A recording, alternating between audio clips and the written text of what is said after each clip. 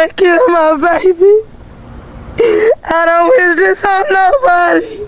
A 31-year-old influencer was found dead in a hotel room just days after her husband proposed to her. Ashley Jana was reportedly discovered unresponsive inside a hotel in Tanzania. Authorities say her husband, John McCann, has been detained and is under investigation. The couple had been on a luxury vacation that appeared perfect online, just days before he had proposed during her birthday celebration. Photos showed smiles, celebrations, and what looked like a happy moment.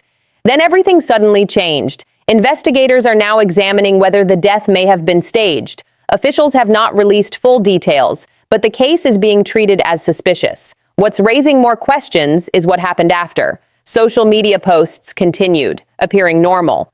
Meanwhile, Ashley had frequently shared their relationship online, but many noticed he rarely posted about her in return. That contrast is now drawing attention. Her family reportedly learned what happened through emergency contact notifications. The investigation is ongoing and more details are expected. How much of what we see is real and how much is hidden? Calm down. Let me call you when I come. I'm not your enemy, I'm your hero. You know, cheer up. You should be happy I'm here. You know, I'm showing you bitches how to do it. But before I start this video, I just want to offer my condolences to both Ashley and Nancy's family, and may they rest in peace. Despite what some people are saying, they are the true victims, and we do not victim blame over here. Now, I told myself that I was taking a little break from social media, but in typical nosy fashion, I've been on the Auntie app, which is known as Facebook, and I came across Ashley's story a few days ago. And first thing I did was run to the comments because I'm like, Black woman, white man, murder.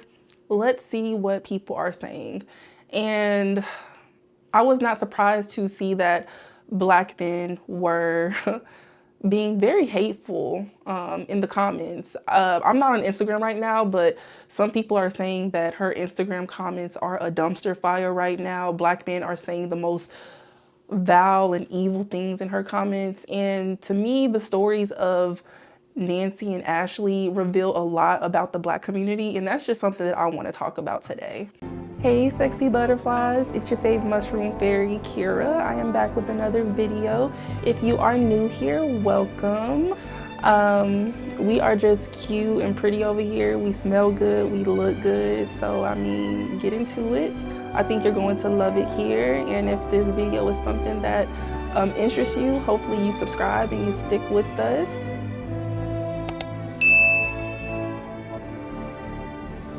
Also, before I get into the meat and potatoes of this video, I know that I'm going to offend a certain demographic, and if you want to get crazy in my comments, you will be blocked. I will not even give you the time or energy. I will not even validate you with the response. So before you want to get crazy in my comment section, please consider. Yeah, I don't argue with peasants. That's all I gotta say about that. Black men, they're using Ashley's death as a gotcha moment and having a field day with it. And it really just reveals a lot about them as a collective. Now, I'm just gonna give y'all a quick little story time. It is relevant to what I'm discussing today. So a couple of years back, me and my husband invited another couple over just, you know, to have dinner, watch movies, another Black couple. And I don't know how we got on the topic of interracial dating, but I remember the boyfriend told my husband that he couldn't stand to see a Black woman with a white man. But in the same breath, he's like, oh, I don't mind seeing a Black man with a white woman. And so me being me, I'm like, well, isn't it the same thing? Like, why do you hate one but prefer the other?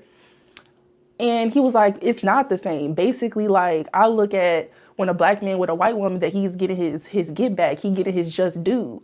But like a Black woman sleeping with a white man, like, he's, I can't stand that shit. Like, I can't stand the sight of that.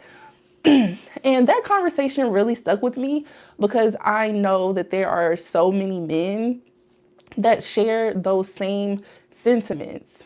As a Black woman that is very proud to be Black and loves the skin that she's in, like, get into that chocolate, honey, yeah.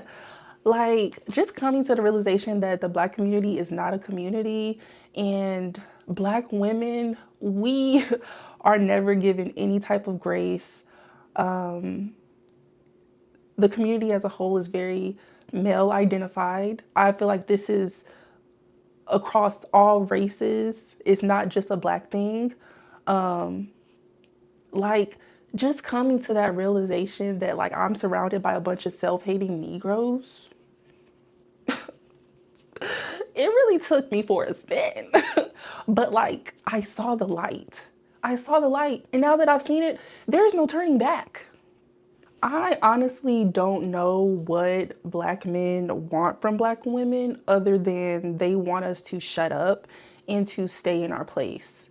Because we're basically told that we need to settle for what we can get in the community. And then there's also the fear-mongering if we do want to date outside of our race. It's like Stockholm syndrome. Like, basically, I don't want you, but I don't want anyone else to have you.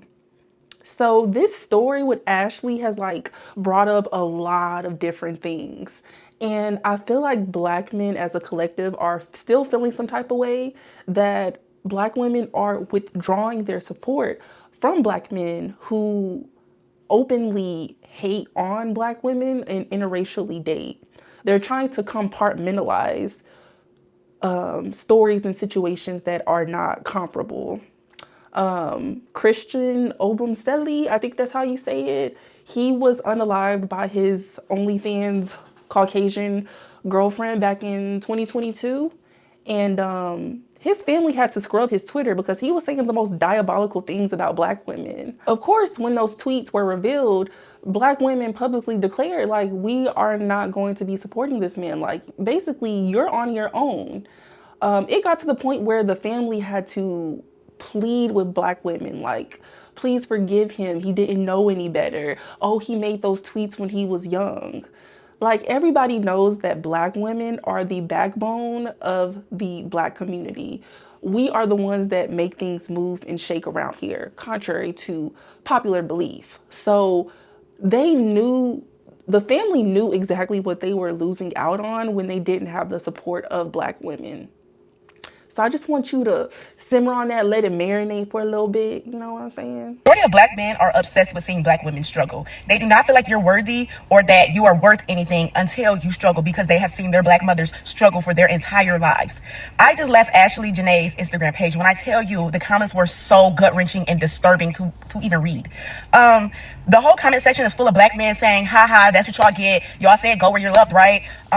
They're literally bashing this young lady that passed away. They are calling Black women every word in the book on there. And the saddest part about it all is the fact that there are white men in the comment sections literally proving our point when it comes to Black men, saying, well, she's damned if she do, damned if she don't, because look at how y'all are even reacting to the fact that this Black woman decided to go where she felt like she was loved at. If we were to circle back to my original statement, it almost feels like Black men really want to see Black women struggle to earn the type of love they feel like Black women deserve. When Black women easily are praised and they're easily loved and they're easily getting these materialistic things, it really bothers them. And so the only narrative they like to come up with is, oh, well, she's going to end up unalived anyway. Oh, why would you want to lay down with your mask there anyway? All of these things, they get so racist and they get so enraged. And what's so wild is those same Black men will date outside their race because they don't like to be a man.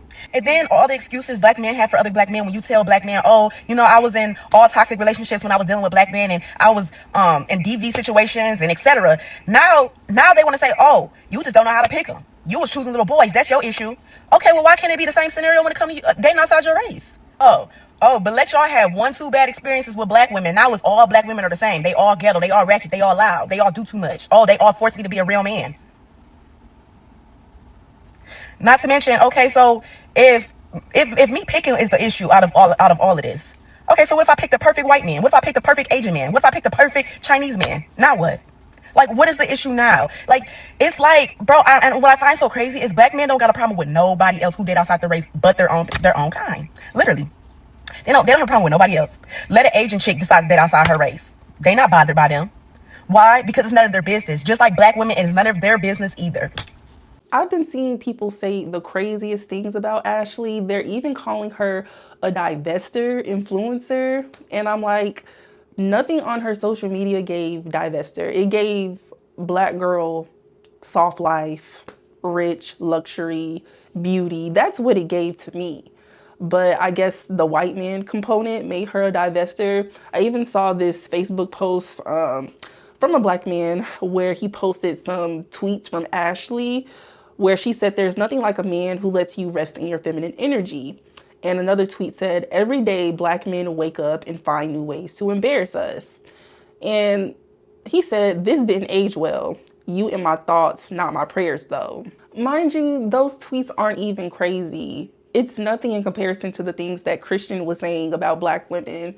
So the fact that this was like the worst of the worst that he could find that she had even said about black men, like the cognitive dissonance is crazy. All to just have like a moment to rub in black women's face. So I don't know if you heard about this black girl, young black girl who was dating this white man who looked like a skinhead. She was found dead in the hotel room, hanging. The white boyfriend decides to report it weeks after she dies. Yo, and they show a video of them, being cute, the interracial cute, dumb videos that people do. So he doesn't know how it happened. We're supposed to believe that he didn't do it. See, this is that type where, and I don't wish death on anybody. I think it's disgusting and f***ed up that she had to suffer this and her family. My thing is that I'm glad it's not a black dude because black men get so much bad and negative stereotypes that we ain't when it comes to relationships and stuff like that. That when I see this type of happening and it's a white man, I go, oh, now look, what do you guys have to say now? Because bad people come in all races. I'm not saying this to appease you, this is real. Bad people come in all races, but for some reason, black men just they're the fucking worst, just the worst. But then people go to the other side and the same happens. I'm really happy that it wasn't a black man because when it's other races, non-black men that do this stuff, I go, finally, some relief for us. And I feel bad for this woman and her family. And I believe that this bald-headed, thumb-looking son of a bitch did it. You guys let me know. My eyes nearly got stuck in the back of my head from watching that video because literally it's an entire contradiction. I know that Godfrey has never really shied away when speaking about interracial dating, but from the things that he said in the past, it definitely gives that he, of course, he doesn't mind seeing a black man with a white woman, but he hates to see a black woman with a white man. It really just comes across as disingenuous because if we're going to talk about women that are being unalived by their white partners, then let's also talk about the insanely high black femicide rate and black women that are being killed on the daily by black men.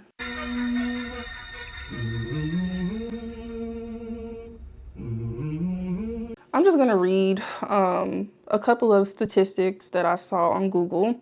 So it says that black women and girls in the United States face disproportionately high rates of homicide, often referred to as black femicide, a term highlighting gender-based, misogynoir-driven violence, a combination of racism and sexism.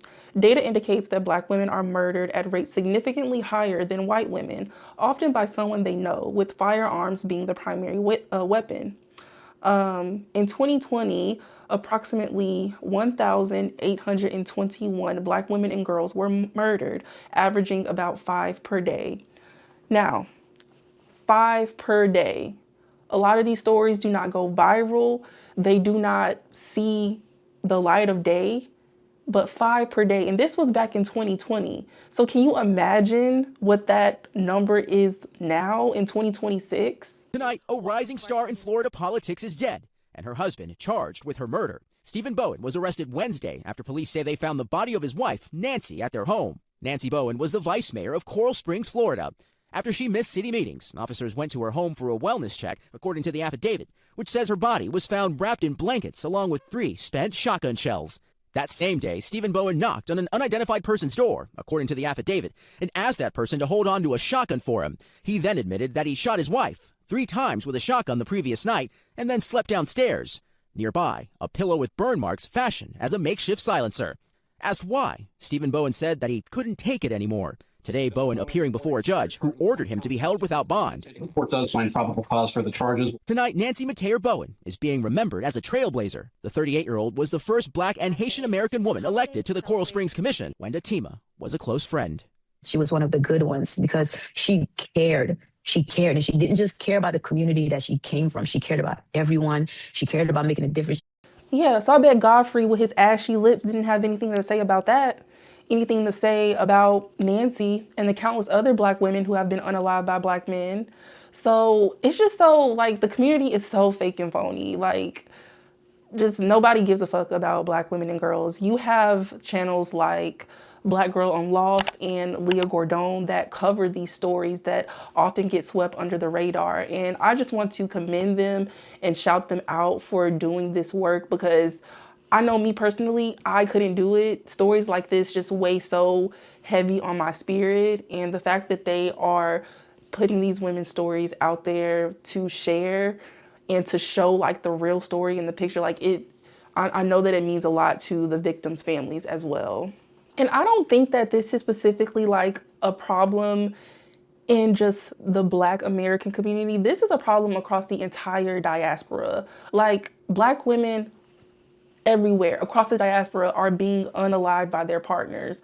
And the statistics already show that Black women are less likely to date outside of their race than any other group of women. So all this fear-mongering about interracial dating is crazy. I do feel like more Black women are becoming more open about expanding their options and dating outside their race. And there is a lot of visibility on interracial couples.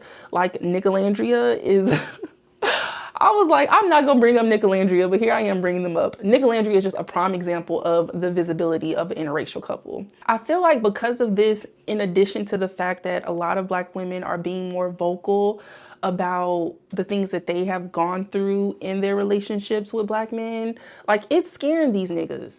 It is scaring these niggas, because if the Black women leave, I mean, who they gonna have to go back to if things don't work out, if they decide to, you know, step outside the community or, you know, go for the woman that they actually want, you know? So niggas is scared, shook, panicking, okay? That's why you got Cam Newton asking Kendra G, like, who gets more grace when it comes to interracial dating, even though we all know that Black men get the most grace when it comes to interracial dating. It's almost expected. It's almost expected for them to date outside their race and for us to just be okay with it, be fine. But I don't even feel like Black women as a collective even care about niggas dating outside their race. But it's the fear-mongering. Let me get back to that. I'm over here going off topic, but let's get back to the fear-mongering. Because men in general, as a woman, if you are, what's the politically correct term? If you are a cis het woman and you want to date a man, you are choosing to date your predator. It does not matter the race. If you're deciding to date a man, whether white, Black, Hispanic, blue, purple, you are making a decision to date your predator. Clock that T. Clock it. Clock that T. Clock it. Clock that T. So regardless of race, all men need to be vetted. You should exercise caution with all men. But most Black women, most of their abusers, and it's been Black men. It's been Black men. I can even attest to the women in my own family that have been in abusive relationships, physically, sexually. It was at the hands of Black men, not no white man, because most of us, if you're Black and you're growing up around Black people, you do the math. So honestly, like, damned if you do, damned if you don't, because even with the case of Nancy, I saw some people were saying that, oh, she should have chose better. But according to the statistics, her husband was one of the good ones. He was a good Black man. I think he was a radiology tech.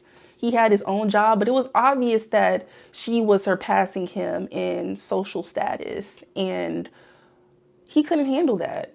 She was surpassing him in a lot of areas, And he did not like that at all. He was jealous. She was the first African-American and Haitian-American woman commissioner in Coral Springs, Florida. This is Nancy Metayer Bowen, and she was unalived by her husband. Her husband literally unalived her at night, rolled her dead body up in a comforter, had her be on the second floor of their home while he slept on the ground floor. So he literally slept under the same roof as his dead wife that he literally killed prior. I literally just made a video last night talking about the risk that women put themselves under when they get married, when they have this lifelong partnership with a person, especially as a Black woman. If you particularly are a Black woman and you know that you have an ambitious spirit, one of the most detrimental things that you could ever do is to get married to a man.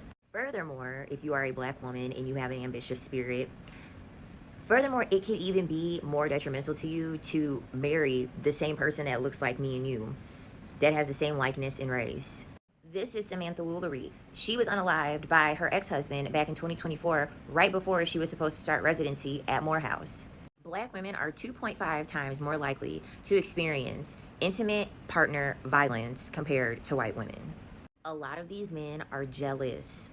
Okay, a lot of these men still have the piss poor mentality that they grew up on.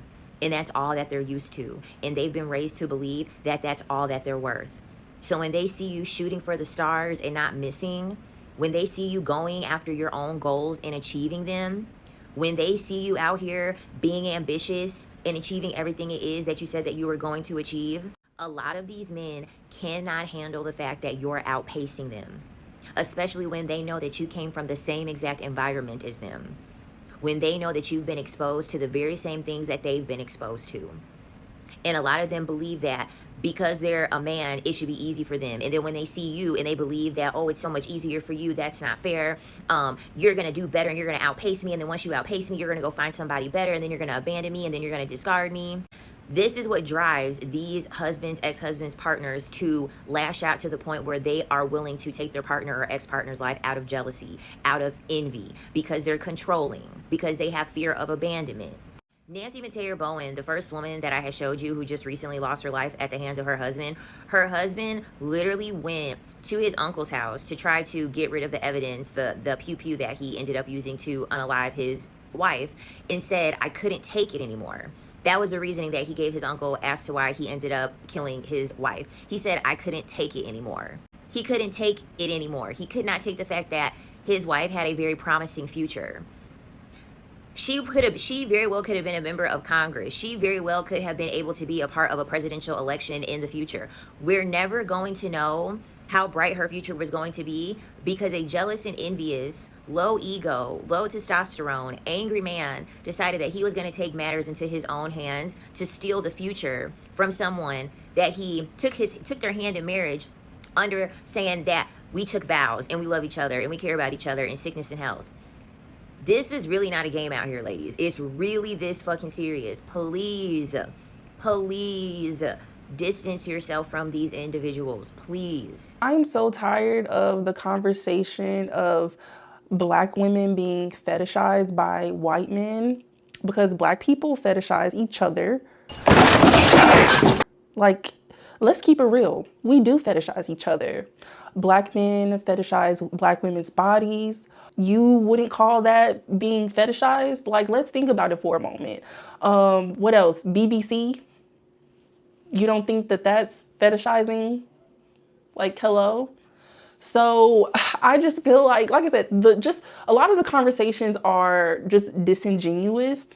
Even like when I'm talking to like Black women and we're talking about men and like our types, like a lot of Black women will be like, I like them tall, dark, Black as fuck. And even just the language in the conversation is rooted in like colorism and featureism, like, but that's another topic for another day.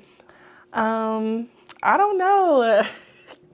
I'm feeling a little spicy after this video. Like, I had to clock some tea real quick, and I know that I'm probably going to ruffle some feathers, but I don't know. It just had to be said. It just had to be said. Anyways, that is all I have for you guys today. Please let me know what you think in the comments below, because y'all be clocking tea that I be missing. Don't forget to like, comment, and subscribe. And until next time, sexy butterflies.